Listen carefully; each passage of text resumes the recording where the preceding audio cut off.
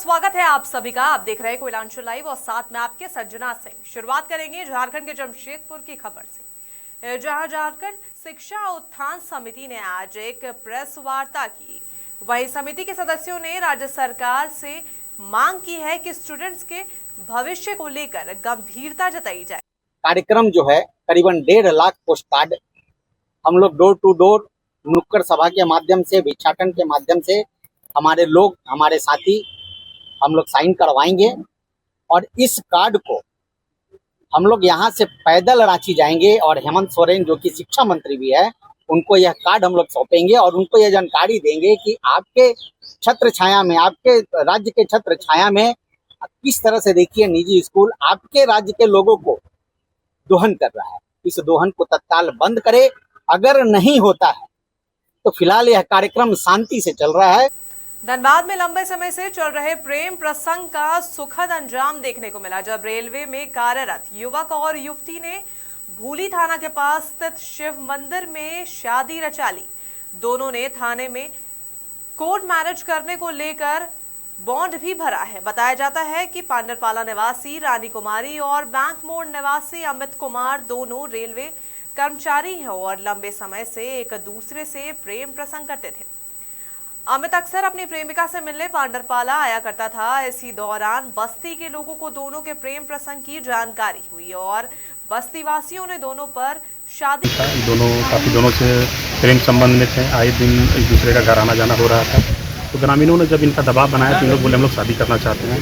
तो ग्रामीणों ने सब मिल के, पूरा पांडरपाला सब मिल के, लेकिन ठीक है, सबको मिलकर सहयोग करके जब दोनों पे प्रेम करते हैं तो चाहते थे प्रेम में क्यों लोगों के बीच बदनामी हो, इसीलिए आज ये लोग विवाह सूत्र में बैठे। अगली खबर भी धनबाद से है, जहां कतरास थाना अंतर्गत छाताबाद में आपसी रंजिश को लेकर दो गुटों के बीच कल हुई गोलीबारी की घटना के बाद आज पुलिस छावनी में तब्दील हो गई है। इस मामले में कतरास थाना के प्रभारी प्रवीण कुमार ने बताया कि आपसी रंजिश में दो गुटों में फायरिंग हुई थी, जिसमें 2 लोगों को गोली लगी है। दोनों घायलों का अस्पताल इलाज कर रहा है। वहीं उन्होंने बताया कि फिलहाल क्षेत्र में पुलिस छावनी में तब्दील है और स्थिति नियंत्रण में।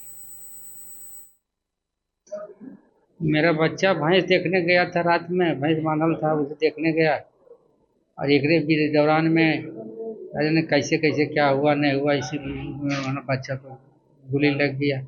हम तो देखे गिरल है, कैसे क्या हुआ वो भी हमने देखा नहीं सर। वैसा तो हमको कोई पता नहीं। हम तो जानवर को वहाँ बांधल था बथान में, वहीं देखने गया था लड़का।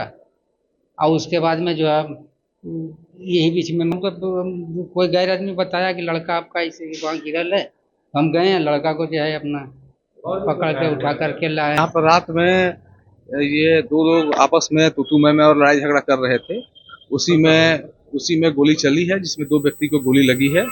आपसी रंजिश में ये गोली चली, उसमें गोली लगी है और दोनों का इलाज चल रहा है। पुलिस के द्वारा जो भी विधि सम्मत कार्य है वो किया जा रहा है। बिहार के गयाजी में दिल दहलाने वाली घटना सामने आई है।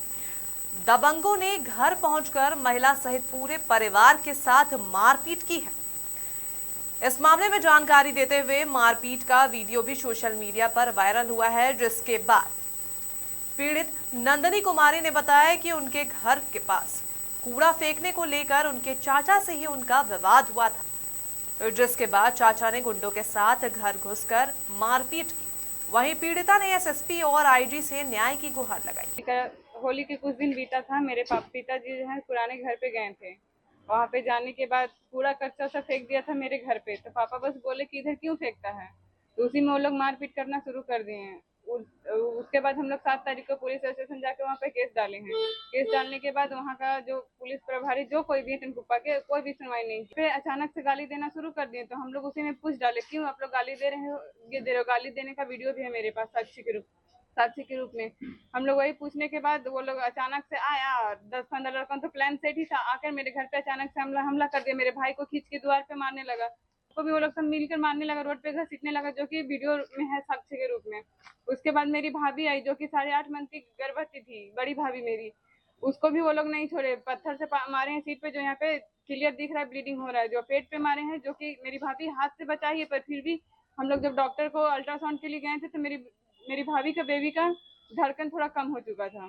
100 का 2 बेटा है, सचिन, संतोष, और सुरेंद्र 100 का 2 बेटा है, जिसका नाम है अमर और थाना में गए थे। पहला केस में भी थाना में गए, सेकेंड केस में भी गए। अगर सेकेंड में भी एक्शन नहीं हुआ तो वो लोग का मन बढ़ेगा तो तीसरा अटैक भी मेरे घर पे कर सकते हैं। तो जमशेदपुर में शांति, सौहार्द और भाईचारे के साथ बकरीद मनाया गया। वहीं देश की खुशहाली, तरक्की और एकता की दुआ मांगी गई। पूरे देश में आज ईद उल अजहा यानी बकरीद का पावन त्योहार बड़ी धूमधाम और गहरी आस्था के साथ मनाया जा रहा है। जमशेदपुर में भी इस पर्व को हर्षोल्लास के साथ मनाया गया। शहर के विभिन्न गिरजा भवनों और ईदगाहों में सुबह सुबह बड़ी संख्या में नमाज अदा की गई।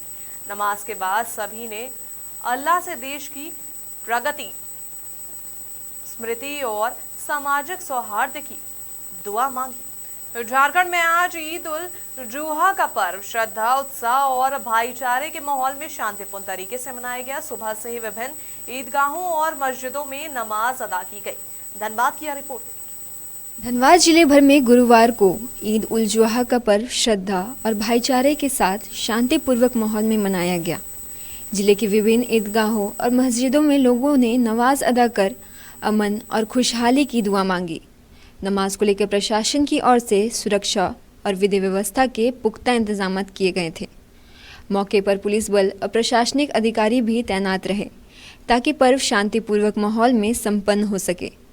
जमा मस्जिद के इमाम ने ईद को त्याग, बलिदान और इंसानियत का पर्व बताते हुए भाईचारा बनाए रखने और स्वच्छता पर विशेष ध्यान देने की अपील की।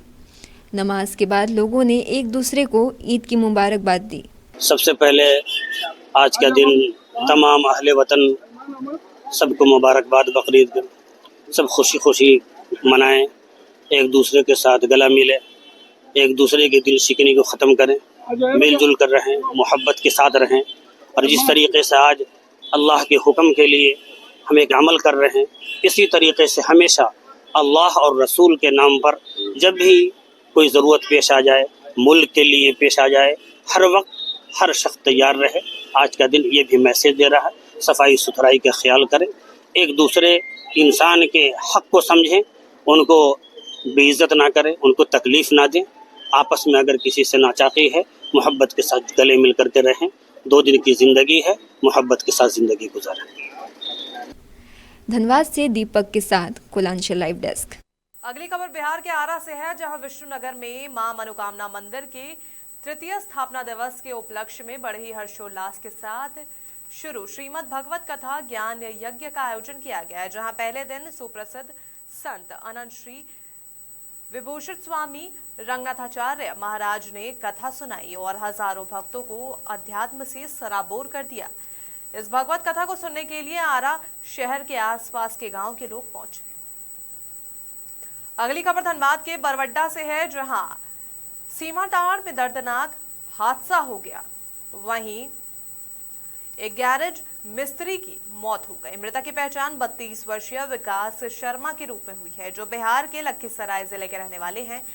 यह बरवड्डा में किराए के मकान में रहकर गैरेज में काम किया करते थे। घटना के बाद परिजनों का रो रो कर बुरा हाल है। गैरेज संचालक गोविंद हाजरा ने बताया कि विकास शर्मा अपना काम कर रहे थे और अचानक गैरेज में खड़ी एक ट्रक अपनी जगह से लुढ़क गई, जिससे पास में खड़े विकास शर्मा को अपनी चपेट में ले लिया। हादसे के बाद गंभीर रूप से वो घायल हो गए। आनंद फानन में उन्हें इलाज के लिए निजी अस्पताल ले जाया गया, जहां डॉक्टरों ने उन्हें मृत घोषित कर दिया।